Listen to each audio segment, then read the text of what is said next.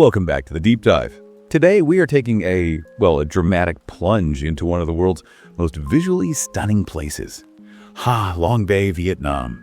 You know, the iconic UNESCO World Heritage Site. Absolutely stunning, right there in the Gulf of Tonkin. And you just can't talk about this bay without starting with its name, Halong. It means descending dragon. Yeah, the legend is fantastic. It really sets the scene. It does. They say when ancient Vietnam was under attack, the gods sent down these dragons. For a whole family of them. And to defend the land, these dragons, they spat out jewels and jade. And when they hit the water, boom, they turned into the islands and islets we see today. A kind of natural fortress built by dragons. It's an amazing image. It really is the dragon's gift to Vietnam. And that legend, it really captures the sheer majesty of it all. So our mission today, it's kind of twofold. First, we want to explore that beauty, the history, the culture, the amazing food. But second, and this is crucial, we need to look at the modern paradox, this challenge of, over-tourism, and maybe look at some quieter alternatives. Okay, let's unpack all of that. We're giving you the ultimate guide, really, Yes. from its mythical past, 500 million years back, right up to the very real challenges it faces today. Right. And to really get a Halong Bay, you have to kind of shift your sense of time. We're talking about geology that started forming maybe 500 million years ago? 500 million years now. And that famous limestone, the stuff that makes up most of the, 1,600 islands, that was laid down much, much later, but still ages ago, during the Carboniferous and Permian periods. Okay, so that's like 240 to 340 million years ago, just laying down the foundation. Exactly. Back when this whole area was basically a giant ocean floor. So how did that flat seabed turn into these incredible, towers sticking out of the water? Well, that's the magic of erosion. And it happened much more recently, relatively speaking, during the Quaternary Pleistocene epoch. Basically, rainwater, which is slightly acidic, it seeped into cracks in the limestone. And over millions of years, it just dissolved the softer rock away. Leaving the harder bits behind. Precisely. Leaving behind the harder stuff and those amazing tower shapes, it's just this epic story sculpted by water, turning seabed into seascape. And it's not just rocks, is it? The human history there is incredibly deep, too. I read we found evidence of people living there, 18,000 years ago? That's right. The archaeology is really rich. You see it in places like Mekong Cave. There are traces of the Soinu culture there. Who were they? Early Neolithic folks. They lived mostly along the coast. We know this from these huge piles of shells they left behind, shell middens, basically ancient garbage dumps. Right, tells you what they ate. Exactly. It tells us how they lived thousands of years back. And speaking of caves, let's get into those, Yeah. because there are sort of two different kinds you could experience there, yeah. Yeah, broadly speaking, you've got the dry caves, these huge caverns you explore on foot, and then the wet caves, where you need a boat or a kayak. Okay, tell us about the dry ones first. Sunsat Cave, Surprise Cave. Does it live up to the name? Oh, it really does. From the outside, it doesn't look like much. Yeah. But you go inside, and whoa, massive chambers, and the formations are... Famous people say they see a giant tortoise, a warrior. Yeah, I heard about those. But I'm quite drawn to Dao Go Cave, Wooden Stakes Cave. It's got that amazing story attached. It does, yeah. Linked to General Tran Hung Dao in the 13th century. Right, against the Mongols. The legend says he hid sharpened wooden stakes in the cave.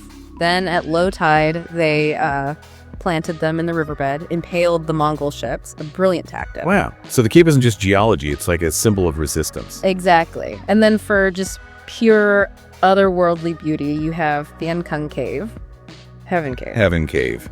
Sounds promising. It's incredible. The formations are so intricate. They say it looks like a celestial dragon's wedding feast. Yeah. Stone dancers, mythical creatures. It feels like walking through some kind of natural art gallery. Okay, so those are the big walk-through ones. What about the wet caves? How's that different? Totally different vibe. Much more intimate. You're usually in a small bamboo boat or a kayak. Take Luan Cave, for example. Okay. It's this quiet water tunnel. You paddle through, the ceiling's quite low and dark, and then suddenly you just emerge into this completely hidden lagoon, surrounded by cliffs. Really peaceful. Oh, that sounds amazing, like discovering a secret world. It really feels like that. And then maybe Dark and Bright Cave sums up that whole experience. You paddle through a low, dim tunnel, the dark part, and the payoff is bursting out into this beautiful sunlit lagoon on the other side, the bright part. It's a really cool journey from shadow into light. So moving beyond the geology, the stone, there's this whole other world, isn't there? People actually living on the water. floating villages. Yeah, places like Kuvan, Bahang, they're Yeah. genuinely unique cultural spots, like living museums almost. How does it even work, living on the water full time? Well, the communities live in these floating houses, often clustered together. They're built on, big floats, wooden planks, surprisingly stable. And everything happens adrift, raising kids, fishing, selling things. And they farm fish right there. Yep, in cages right under their houses. Fish, shrimp, shellfish, using techniques passed down forever. It's a whole way of life. It sounds incredible, almost romantic, but I imagine it's tough too, especially with all the tourism now. That's the real challenge, you're right. Balancing their traditional life with the modern world. They might take tourists out, sell things to cruise ships. But yeah, the authorities have actually had to step in sometimes. Oh, really? Trying to manage the number of people living there, sometimes relocating families ashore. It's about preserving that unique culture without it just being, completely overwhelmed. You can probably feel that energy during the local festivals, right? When's the best time to catch those? Well, the Halong Carnival is a big one, usually April or May. It's the largest tourism event in the whole province. What's that like? Just huge, big, colorful street parades, boat races, traditional performances. It's where that maritime culture really comes alive, mixed with modern festivities. Okay, sounds lively. What about something different? I heard about the Yentu Festival. That's more spiritual. Exactly. That happens around Lunar New Year, so January to March usually. It's not right in the Bay, but it's hugely important for the region. It's a massive Buddhist pilgrimage up Yentu Mountain. Why Yentu Mountain? It's considered the birthplace of Vietnamese Triklem Zen Buddhism.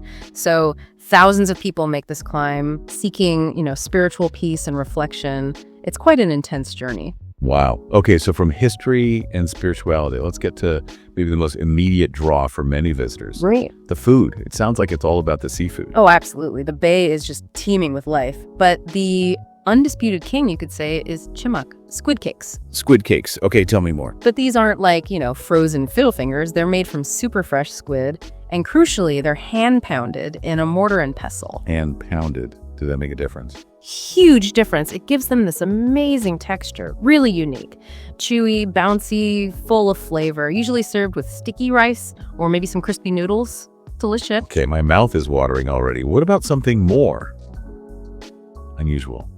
I read about something called sasung, peanut worms. Ah, yes, sasung. They definitely look unique, maybe a bit intimidating for some. Uh-huh, I bet. What do they taste like? Incredible flavor. Really rich, intense umami. They were actually once considered a royal delicacy because they were hard to find and packed with nutrients. Royal worms. So how do people eat them now? Often dried and roasted or fried, but the really high-end use, making broth, especially for food. Really? In food broth? Oh yeah, using sasung gives the broth this unbelievable depth and sweetness. Takes it to a whole other level, makes it really special. Fascinating.